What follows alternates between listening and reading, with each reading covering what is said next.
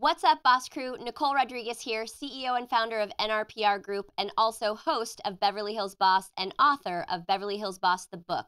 Today, I am so excited that we are kicking off a new series, Real News Review. And today, I have one of my favorite tech columnists here with me, Jefferson Graham, who is our first guest for this series.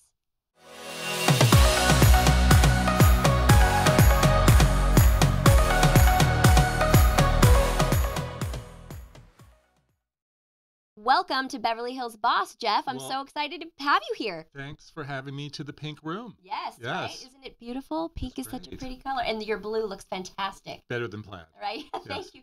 He was joking with me. I was like, hey, just make sure that you wear this and this. And, you know, because we have a pink background. And he said, okay, I'm going to bring my best plaid shirt. And I thought, okay. Jeff, as I call him, but most of you will know him as Jefferson Graham, who is a longtime journalist, photographer, producer, video maker, and jazz guitarist.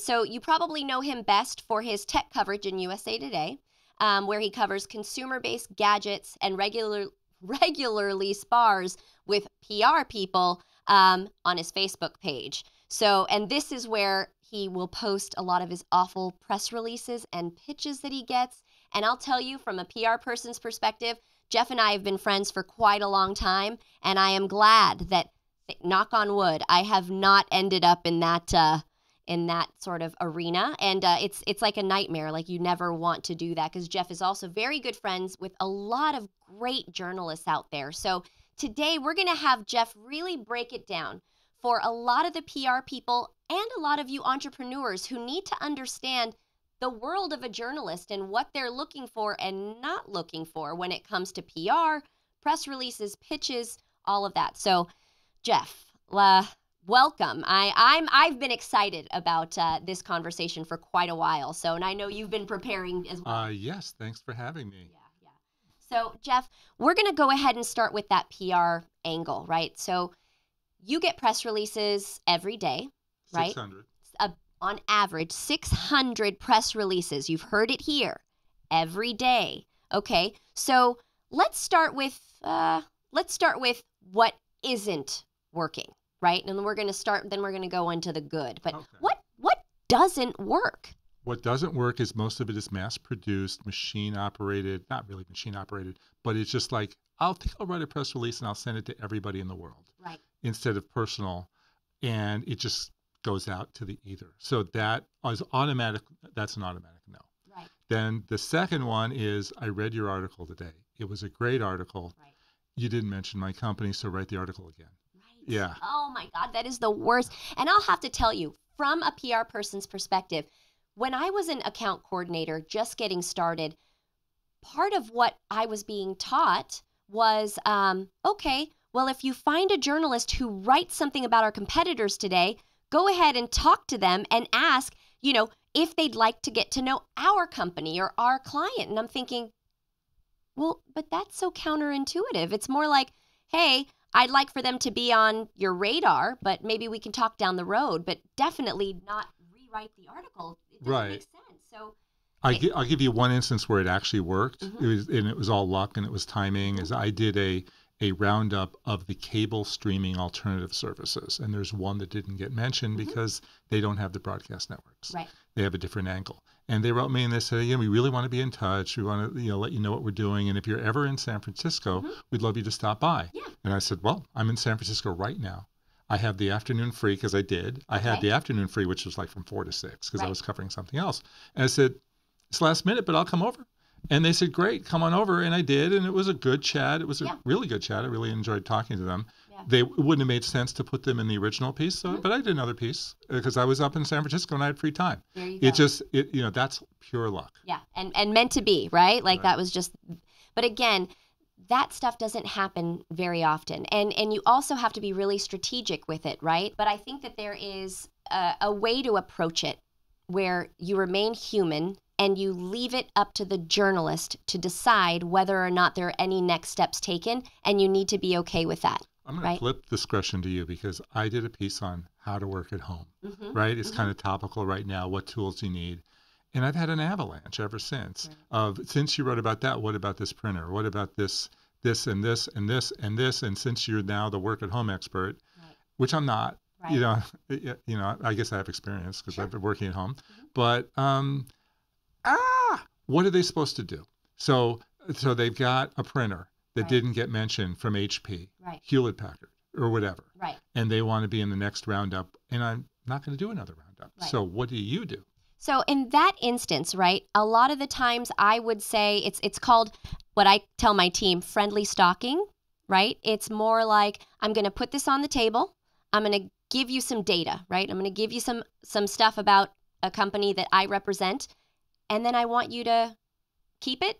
And if it's worth following up, I tell them, keep paying attention. If you really believe that that journalist is someone that you can close a story for, think outside of the box for them. And when you follow up, make sure it's thoughtful. Hey, great 3 stories that just came after this.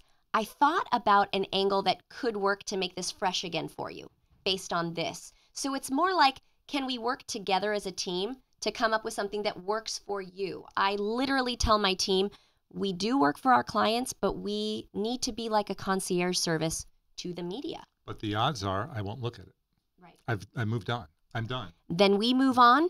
And until we see that there's something else that might make sense, we don't, we just get you something else with another client. I tell the team, follow up, friendly stalking, if you believe in it. And if not, just let it go and say that, we'll add them to our press list for another opportunity, right? Okay. So let's talk about, I get 600 emails a day. I will only look at the subject line. I'll only look at the first three words or 4 words, and I just scan like crazy. So what do you do to make that a really good subject line? Oh, I love this question. This is one of my favorite questions. Okay, so we just had a workshop here at NRPR on subject lines, because I know that subject and maybe your first 2 sentences, you can't mess them up. So we do a lot in bold. So I'm giving away some tips. Right at the front, if I know it's, we know each other, hey, Jeff, it's Nicole, urgent for you, like got a question or something like that that's going to capture your attention, and I'll use your name, right? If we are not close and we've never worked together before, I'm going to, in brackets and in bold, story idea or exclusive, right? I'm going to call it out in bold in brackets so that if you're scrolling through all the subject lines, I want something to catch you, right? If it says exclusive for USA Today, if it says, tech something for whatever, it's like those first 4 words need to be bold. Okay, so the problem is that of the 600 emails, 400 of them have my name in it. Okay. And when I see the word exclusive, I go, you got to be kidding me. That means that it's so bad, they can't do anything with it. Or no. Oh my God. We've had major exclusives where it's like, we'll give an exclusive break and then 60 stories will trail 2 hours after. So that's what we do with a lot of our clients. For example, Ingrid London at TechCrunch is a great friend of mine. She's awesome. So I know that if I put, hey, Ingrid, exclusive for you, she knows that she gets the break. And that if we're trying to do an exclusive, it's news enough to where other people are going to want it, but she can have 2 hours ahead of her people. Okay. If it comes from you, I know it's validated. I know it's good. I know you. We have a history. It's all those other people that are pitching me exclusives I've never met, never heard of. Yeah. So and to that point, right, I usually will encourage my team or other PR people, get to know who these journalists are as people, right? You don't always have to pitch a journalist a story. You can pitch them, hey, I have this idea, and I'd love to just take you to lunch. I'd love to take you to coffee if ever you're around. Oh, I see you're going to be at CES and you're also going to be at XYZ. Can I walk around with you? Me and Dean Takahashi have a day at CES every year where he and I will walk the floor and we'll just chit chat about technology, and I'll just take in the knowledge so that if I know what he's looking out for the next year, it's like, okay, these are things that pique his interest. So I feel like PR people need to look at media as human beings and try to develop relationships so that the pitching then becomes easier because then you know who they are. Okay, you were lucky that you got the time with Dean. Yeah. I don't have time for coffees and I don't have time for lunches. I'm grinding out the stuff. Totally. What I would recommend is get to know them on Twitter, Instagram, Facebook, comment on their stories. Yes, that's a big one. Comment on their stories, right? And that's something I also recommend more our clients to do too, the CEOs to be paying attention to what's happening in the media, so that if you see that the CEO of Heal is commenting on your stuff, then I already know you, but you have that familiarity with, oh, okay, yeah, okay, he's paying attention, so that when the PR team is pitching me something, it makes sense. So does that look good as well when the executives themselves? When anybody comments, it's good. Okay, yeah. Good. I love that tip though. Twitter, Instagram. I love your Instagram, by the way. Because I get to see the human side of you, the photographer side of you. I get to see all of your travels, but that's what makes it fun, right? Like, of course I love reading your stories, but at the same time, I love following all your stuff on Insta. So remember, at the other end of a computer or a story is a human. Now we should tell the story. You saw my picture of the Polo Lounge on Instagram, and from that we got a story. We did. Yes. This is actually a really good one. So Jeff had put up a post that said something along the lines of, people don't go to the Polo Lounge anymore, and I thought, well, the Polo Lounge, how fun would that be if you and Lionel Richie sat and were at the Polo Lounge talking about the future of healthcare, health tech, how that's all working. If I could get Lionel, would you do it? And he was like, of course. Yeah. And it didn't need to be at the Polo Lounge. It could be anywhere. Right. But it was such a fun. You saw the picture, Totally. And that's where the whole thing came from. That's right. And they spent a couple of hours together. You guys went on a little stroll, Right. and you walked around over, And so it was a great experience. And the story after that, was really good too. But you guys got to sit and talk as humans. You got to talk to Lionel about a couple of other things, and of course, healthcare came through it. But that was fun. Yes, so, it was great. But again, this is how you pitch a human, right? It's read their feed. That's right. It would be called an alternative way of pitching. Right. You didn't send a press release. Right. Oh my gosh. And even before sending a press release, try to, send a pitch. Hey, I have a story for you. The announcement's being made in a couple weeks. Are you interested? Speaking of pitches, Yes. shall we read some of the really Yes. bad ones? Oh my God. Yes. Okay. Let's open it up. We told him to be prepared, because this I get to see on Facebook, but now all of you guys get to Okay. hear. Okay. This was a stupid one. Reaching out as I've got some embargoed news for you. Remarkable is going to be making a major announcement later this month, and I'd love you to check it out. Who's Remarkable? Right? Who? I don't know. You're remarkable. Who is Remarkable? I never heard I'm of Remarkable. Right. Hi, John. Oh no. I was hoping to touch base about a new report on how millions of app users, a large base in India and Indonesia, face a grave privacy threat due to a Chinese mobile developer who is covertly collecting detailed personal information. It's USA Today. Why are you telling me this? Right. Okay. This is a good one. Okay. What's my beat? No. No, I'm asking you. What's my beat? Your personal technology. Right, thank you. Yes. Riuniti, if I'm pronouncing it right, the celebrated brand known as one of America's favorite Italian wines for over 6 decades, is launching a new line of canned beverages that will be hitting shelves across California in March. They just see USA Today and think, let me blast this. So what's the tech angle? Okay. An international auto tech innovator, which raked in $21 billion in 2018 last year, will release transformative automotive tech at CES 2020 in Vegas that could be expected to move the needle on ride-sharing and fully autonomous vehicle innovation. I don't even know what they were trying to say. Right. And they had to throw in they will change the world forever. This just in. Please write about a leading full-service performance marketing firm that acts as a resource embedded within its client's organization to maximize profitable growth. Now say that aloud 3 times. You guys, that's terrible. It's not even real. It's not a real thought. It's not a real sentence. This is, let me put some marketing speak together, throw it in an email, and there's no point. Like, where is the story? There's no angle. Or nothing. I hope your week is going well so far. Even the best CX strategies can fall short this holiday season. Understanding the threats imposed by holiday stress helps companies keep their CX efforts intact. You guys, for all you PR people, you wonder why you get ignored by tech journalists or any journalist at all. If more of us are sending this crap, Well, I think it makes it easier for those of us who aren't sending it to be seen. But at the same time, if we're trying to build relationships with you, that's just, you're not trying anything. You are regurgitating crap and trying to stick it in your email. Do you know what CX is? CX. Yeah, that was what the pitch was about, CX. No. I think it's customer experience. Oh, customer experience. Okay, like UI, UX, and then Why CX. not Okay. just use the words? Right. Okay, but Cut out the it's acronyms. not just PR. So I'm going to give you marketing speak. Okay, this is really okay. good. So I wrote about, I did a story about testing Venmo.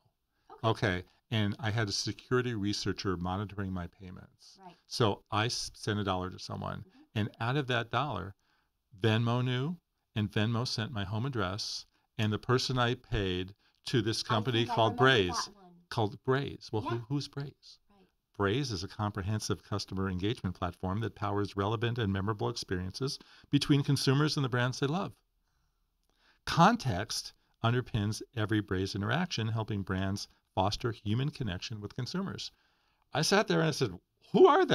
Right. Do you have any idea? Do you have any idea what I just said? No, because it's just marketing speak. Well, somebody had to approve that. The marketing team, and then maybe they have to get a customer from there.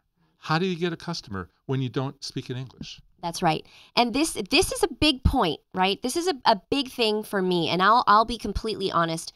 No offense to the marketing people or advertising people, but a lot of marketing and advertising is one-way communication. And so they're thinking about a campaign or whatever it is. So as a PR person, I know that my audience is essentially a journalist first, because then you're going to translate a story. So I need to think in terms of what's going to impact you, what's going to sound good to you, so you can then translate to the rest of the world what you see this news story is or how we fit. So when we do messaging with every client, we literally will just brain dump from them, scrub out anything that sounds like marketing speak, scrub out anything that sounds like an acronym, and we basically say, okay, so in human, what you're trying to say is, you do this better. Yeah.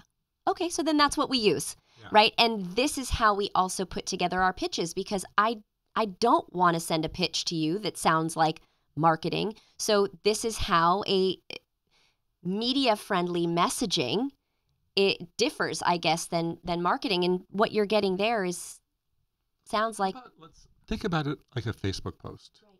Think about it, you're writing to your mom. I would say, would my mom have any idea what you're talking about? Right. You know? Or think of it as a Twitter, one sentence. Because if you can't say it in one sentence, you can't say it in 5.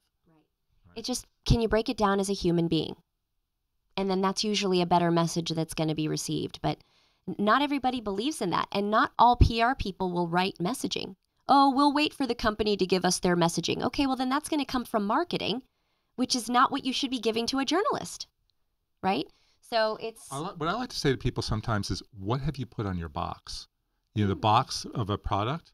Because they're very good at they want the product to leave the shelves. So they have to use real English. Right. They wouldn't use those Braze words, right?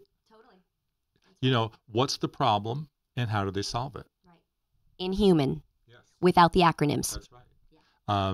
The AirPods will stay in your ear longer, right? Or they sound better. They sound better and they stay in your ear longer. Right. The iPhone has a better battery and it'll last all day and an amazing camera. I mean, there's always something. Right.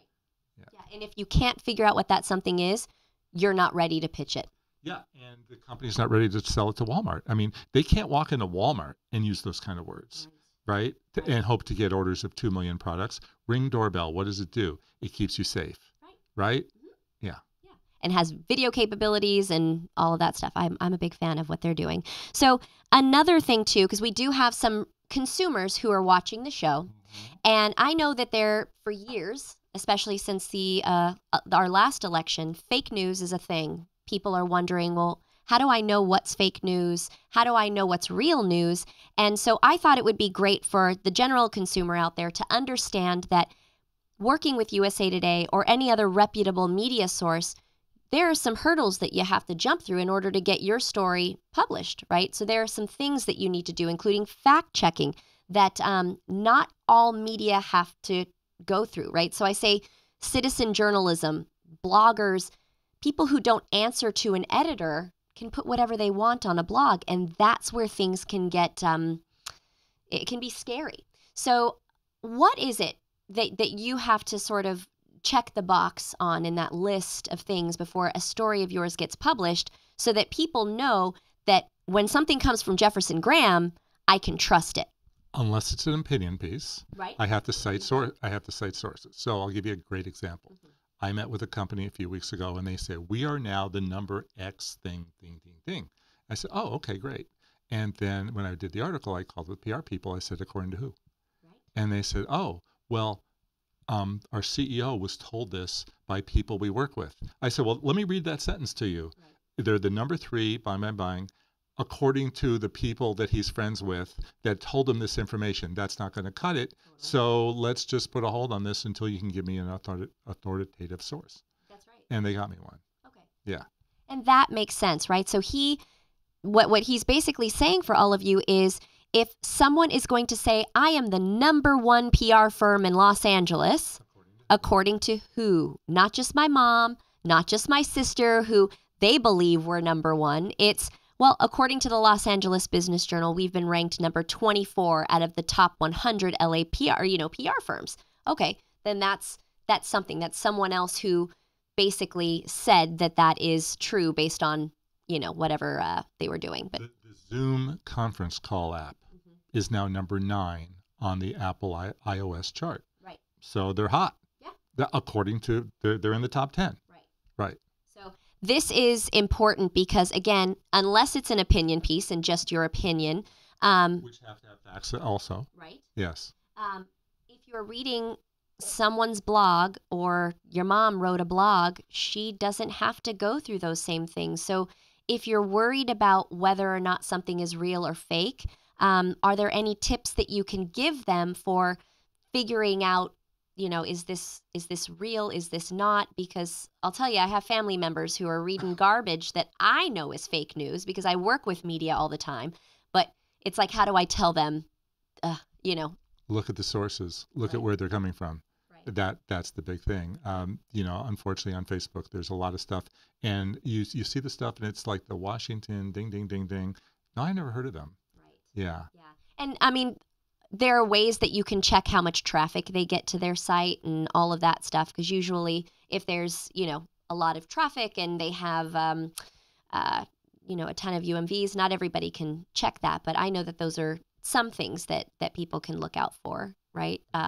There was something called the redflagstate.com. And one of my family members had sent this over and like, whoa, did you know this was happening? And I'm thinking, this is not a real site. This is just some blog somebody started. So yes, it's a big thing for me. I feel like people need to be educated on, what they can trust and what they shouldn't, right?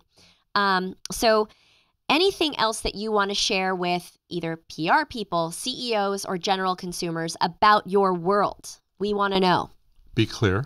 Yes. Please be clear. Please speak in English. Mm-hmm. Please give me the problem that it solves. Mm-hmm.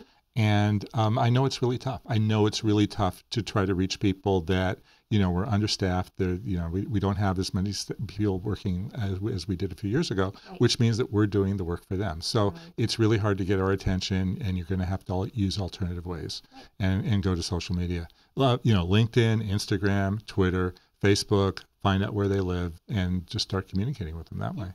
As humans. Well, Jeff, I want to say thank you so much for coming. And I mean, I couldn't have had a better guest be the first for this series. So thank you so much for, one, agreeing to do it. You are super, super busy. For those of you who are now, if you're not already, going to be following Jefferson Graham at USA Today, he's got a really great story that he's pulling together with what's happening in Costco, your grocery stores, everything else with this craze around the coronavirus. So I'm looking forward to just reading that piece. We saw some photos today about what's happening out there on the scene. So just keep up the good work, and thank you. At Jefferson Graham, Twitter, Instagram, YouTube. At Jefferson Graham, JEFFERSONGRAHAM. I win. Awesome. All right. Bye, guys. Thank you.